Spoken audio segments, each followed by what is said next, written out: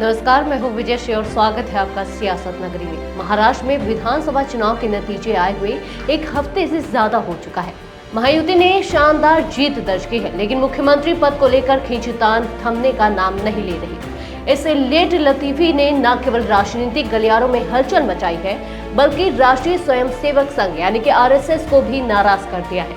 संघ की नाराजगी और बीजेपी की चुप्पी के बीच क्या राजनीति के बड़े सवाल छिपे हैं? आइए इस पूरे मुद्दे पर गहराई से चर्चा करते हैं।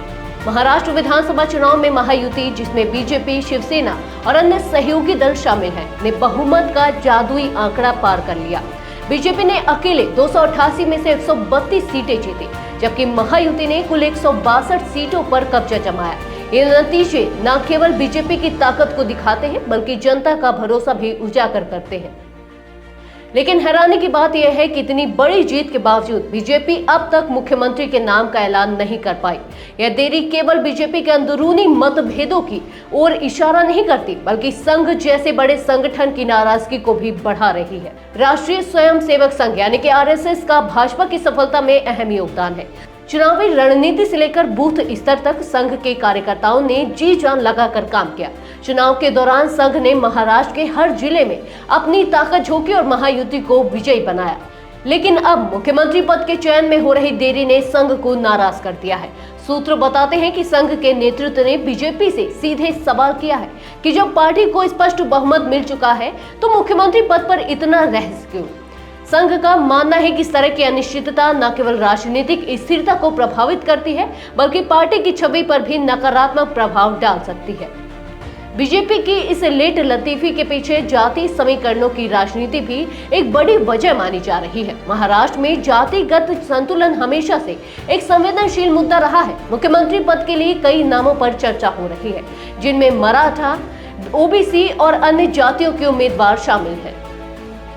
संघ का मानना है कि मुख्यमंत्री पद के चयन में जातीय समीकरणों को प्राथमिकता देना पार्टी के उस राष्ट्रीय एजेंडे के खिलाफ है जो सुशासन और स्थिरता पर आधारित है। लेकिन बीजेपी के नेताओं की चुप्पी इस मुद्दे को और जटिल बना रही है। बीजेपी की इस देरी का फायदा विपक्ष ने बखूबी उठाया है। कांग्रेस और एनसीपी जैसे दलों ने बीजेपी पर तीखे हमले करते हुए इसे अंदरूनी मतभेदों का परिणाम करार दिया है। विपक्ष का कहना है कि बीजेपी में नेतृत्व की कमी है, जिसके कारण सरकार गठन में देरी हो रही है। शिवसेना के एक नेता ने तो यह भी दावा किया कि बीजेपी खुद अपने सहयोगी दलों के साथ मुख्यमंत्री पद को लेकर संघर्ष कर रही है। इस स्थिति ने बीजेपी की छवि पर सवाल खड़े कर दिए हैं, जिससे पार्टी को आगामी दिनों में और अधिक राजनीतिक दबाव झेलना पड़ सकता है। आरएसएस चाहता है कि मुख्यमंत्री का चयन जल्दी हो, राज्य में स्थिरता लाई जाए, लेकिन बीजेपी नेतृत्व की गोपनीयता और देरी ने संघ के नेतृत्व को असंतोषित कर दिया है। संघ के भीतर यह चर्चा है कि चुनावी अभियान में जो मेहनत की गई उसका पूरा लाभ उठाने के लिए मुख्यमंत्री का चयन जल्द होना चाहिए था। संघ का मानना है कि जनता ने बीजेपी को जो जनादेश दिया है उसे पूरा करने के लिए मजबूत और स्थिर सरकार जरूरी है। महाराष्ट्र की राजनीति में फिलहाल जो अस्थिरता नजर आ रही है, उससे बीजेपी को बड़ी चुनौती का सामना करना पड़ सकता है। पार्टी को न केवल मुख्यमंत्री के नाम का ऐलान करना है, बल्कि इस प्रक्रिया में संघ की नाराजगी को भी शांत करना होगा। क्या बीजेपी नेतृत्व इस चुनौती को पार कर पाएगा? क्या मुख्यमंत्री पद को लेकर चल रही ये खींचतान महायुति की स्थिरता को प्रभावित करेगी? ये सवाल आज हर किसी की जुबान पर है।